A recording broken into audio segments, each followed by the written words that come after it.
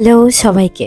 এই অফ সিজনে চলে গিয়েছিলাম কক্সবাজার। প্রথমবারের মতো বিমানে ওঠার এক্সপিরিয়েন্স। এখন বাজে সকাল 4:44। সকাল না, ভোর বললেই চলে। আমাদের ফ্লাইট ছিল 6:30-এ। ঘুমালে সকালে উঠতে পারবো কিনা সেই চিন্তায় সারা রাত্র ঘুম হয়নি। সকাল সকাল রেডি সেডি হয়ে আমরা চলে আসলাম এয়ারপোর্টে।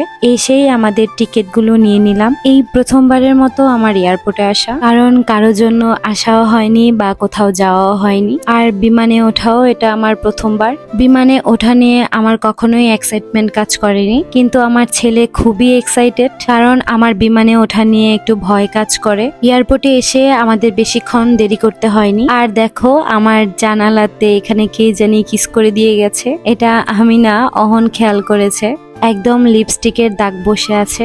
আমাদের বিমানটা ছেড়ে দিয়েছে। আমি একটু নার্ভাস ছিলাম, কিন্তু ফ্লাই করার পর যত উপরে উঠছিল ততই ভালো লাগছিল। এখানে আমাদেরকে খাবার দিয়ে গেছে। এখানে ছিল এক স্লাইস কেক আর ছিল একটা স্যান্ডউইচ। যেহেতু এত সকালে ওঠা, আমাদের কারোরই কিছু খাওয়া হয়নি। এখানে আমি স্যান্ডউইচটা খাচ্ছিলাম। এটা চিকেন স্যান্ডউইচ ছিল, খেতে খুবই বাজে ছিল। তারপর বসে বসে কেকটাও খেলাম। আমাদের ঢাকা থেকে কক্সবাজার যেতে 40 মিনিট সময় লেগেছিল। ফাইনালি আমরা চলে এসেছি কক্সবাজার। কক্সবাজারের এয়ারপোর্টটা খুবই ছোট ছিল। খুব সকাল সকালই আমরা কক্সবাজার চলে এসেছি। হোটেল থেকে গাড়ি পাঠানো হয়েছে আমাদেরকে রিসিভ করার জন্য। এই তো আমরা চলে এসেছি হোটেলে। আমরা উঠেছিলাম হোটেল ওশিয়ান প্যারাডাইসে। আমাদের রুমের চেকিং টাইম ছিল দুপুর 2টায়, কিন্তু আমরা খুব সকাল সকালই চলে এসেছি। আসার পর আমাদেরকে এখানে ওয়েলকাম ড্রিঙ্কস দিল। যেহেতু 2টার আগে রুম খালি হচ্ছে না, তাই আমরা ফ্রেশ ট্রেশ হয়ে রওনা হয়ে গেলাম মহেশখালী যাওয়ার উদ্দেশ্যে। আমার না কক্সবাজার আসা হয়েছে অনেকবার, কিন্তু কোনোবারই মহেশখালী যাওয়া হয়নি। যেহেতু আমরা 2টার আগে রুমে ঢুকতে পারছি না, তাই লবিতে বসে থাকার চেয়ে বা সি বিচে ঘোরার থেকে ভাবলাম যাই মহেশখালী ঘুরে আসি। কিন্তু যেই রৌদ্র ছিল, রৌদ্রটা একদম মাথার উপরে ছিল। যেমন রৌদ্র ছিল তেমন গরম ছিল। তাও আমরা সাহস করে উঠে পড়লাম স্পিড বোটে। কক্সবাজার লঞ্চঘাট থেকে মহেশখালী যেতে জনপ্রতি 150 টাকা করে লাগে। এখানে যেহেতু আমরা অনেক মানুষ ছিলাম, তাই আমরা একটা স্পিড বোট নিয়ে নিয়েছি। এই তো আমরা চলে এসেছি মহেশখালী। এদিকে আমি নিজেকে কভার করে রেখেও রৌদ্র থেকে বাঁচাতে পারলাম না। প্রথমেই আমরা এসেছিলাম স্বর্ণ মন্দির আর রাখাইন মন্দির দেখার জন্য।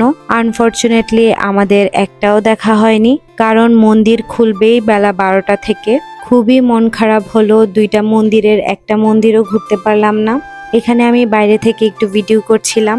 এসে আমার খুবই আফসোস লাগছিল। প্রথমবারের মতো আসলাম, তাও তাড়াতাড়ি আসার কারণে জায়গাগুলো বন্ধ ছিল। সেখান থেকে আমরা এসেছিলাম একটা ঝাউবনে। ওই যে দূর থেকে দেখা যাচ্ছে, সেখানে আমাদের হেঁটে যেতে হবে। এই সেই ঝাউবন। এখানে এসে একটু স্বস্তির লাগছিল, হালকা হালকা বাতাস ছিল। এই ঝাউবনের পাশে 1-2টা করে ঘর ছিল।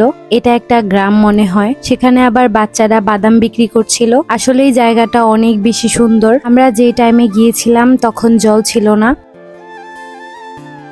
ঝাউবন ঘোরা শেষ করে আমরা চলে এসেছি আদিনাথ মন্দিরের একদম সামনে। মন্দিরটার সামনে পাশের দোকান থেকে আমরা সবাই মিলে আইসক্রিম খেলাম। গরমে আমরা সবাই প্রচুর টায়ার্ড হয়ে গিয়েছি। যারা মহেশখালী আসবেন তাদেরকে একটা কথা বলি, কষ্ট করে আপনারা হেঁটে একটু আদিনাথ মন্দিরের সামনে থেকে অটো নিবেন। আদিনাথ মন্দিরটা ঘোরার পর তারপর অটো রিজার্ভ করবেন, কারণ সেখানে অটোওয়ালারা অনেক ঝামেলা করে। তারা জানতো মন্দিরগুলা বন্ধ থাকবে এই টাইমে, তাহলে আমরা প্রথমে আদিনাথ মন্দিরটা ঘুরে তারপর ওই মন্দিরগুলাতে যেতাম। যেহেতু আমাদের প্রথমবার আসা, আমরা বুঝতে পারিনি ব্যাপারটা। আর স্পিড বোটের যে লোকগুলা আছে তারাও অনেক ঝামেলা করে। যাই হোক, আমরা চলে এসেছি আদিনাথ মন্দিরে। ফাইনালি এই মন্দিরটা অন্তত খোলা ছিল। মন্দিরে ঢুকেই দেখি পূজা হচ্ছে। বেশ অনেকক্ষণ দাঁড়িয়েছিলাম। তারপর আস্তে আস্তে করে মন্দিরের ভিতরে ঢুকি। এই মণ্ডপটার ভিতরে আরো 2টা ঠাকুর ছিল, সেখানেও পূজা হচ্ছিল। হাঁটতে হাঁটতে চলে এসেছি মন্দিরের পিছনের সাইডে। মন্দিরের পিছনের সাইডটা অনেক বেশি সুন্দর ছিল। সেখান থেকে আরেকটু উপরে ছিল রাম সীতার মন্দির। কত উপরে উপরে মন্দিরগুলো বানিয়েছে। কষ্ট করে এসেও ভালো লাগছিল। তারপর এখানে আমি প্রসাদ পেয়ে গেলাম। আমরা তো অনেক সকাল সকাল এসেছি, এই টাইমগুলোতে পূজা হচ্ছিল।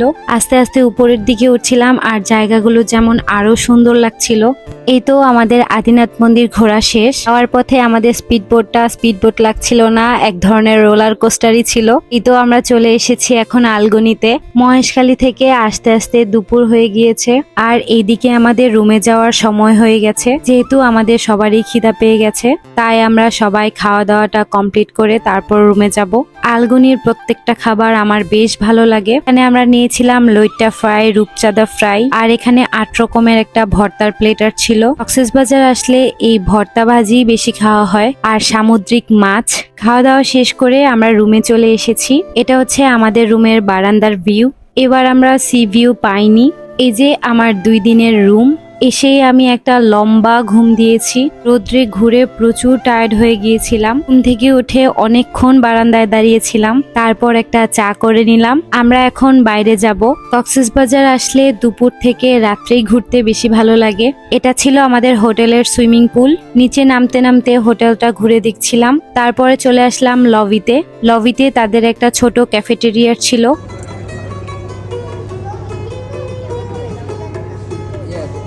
লবিতে সুন্দর মিউজিক বাজাচ্ছিল। আমরা চলে আসলাম বাইরে। বাইরে প্রচুর বাতাস ছিল। এই অফ সিজনে আমাদের তেমন আশা হয়নি কখনোই। ভেবেছিলাম মানুষ একদমই কম হবে, কিন্তু আমার ধারণাটা একদমই ভুল হলো। মনে হচ্ছে ঈদের ছুটিতে সবাই এসেছে। প্রচুর মানুষ ছিল সুগন্ধা বিচে। মানুষের কারণে আর দাঁড়িয়ে থাকতে পারলাম না। আমরা চলে এসেছি কলাতলি বিচে। সুগন্ধা আর লাবণী বিচ থেকে আমার কলাতলি বিচটাই ভালো লাগে, কারণ মানুষজন ওগুলার তুলনায় একটু কমই থাকে এই সাইডে। প্রায় অনেকটা সময় আমরা সমুদ্রের পাড়ে ছিলাম। আমার সমুদ্র অনেক ভালো লাগে, পাহাড় থেকেও বেশি ভালো লাগে। ঘোরাঘুরি শেষ করে আমরা রাত্রে খাওয়ার জন্য কলাতলি বিচের সাইডেই কিছু সি ফুডের দোকান ছিল, সেখানেই ঘুরে দেখছিলাম কি খাওয়া যায়। এখান থেকে আমরা একটা কোরাল মাছ নিয়ে নিলাম। আজকে আমরা সবাই কোরালের বারবিকিউ খাবো। আচ্ছা, তোমাদের পাহাড় ভালো লাগে নাকি সমুদ্র ভালো লাগে? কমেন্টস করে জানিও তো। এখানে আমরা একটা কাঁকড়া ফ্রাই নিয়েছিলাম, আর ছিল একটা কোরাল বারবিকিউ। সাথে নিয়ে নিয়েছিলাম পরোটা। কোরাল বারবিকিউটা এত বেশি মজা ছিল, সেটা আমরা পরের দিন আবারও খেয়েছিলাম। এই তো কক্সবাজারের প্রথম দিনটা আমাদের এভাবেই কেটে গেল। এই তো আজকে এ পর্যন্তই। দেখা হবে কক্সবাজারের দ্বিতীয় দিনের ভিডিওতে। সে পর্যন্ত সবাই ভালো থাকবেন। টাটা।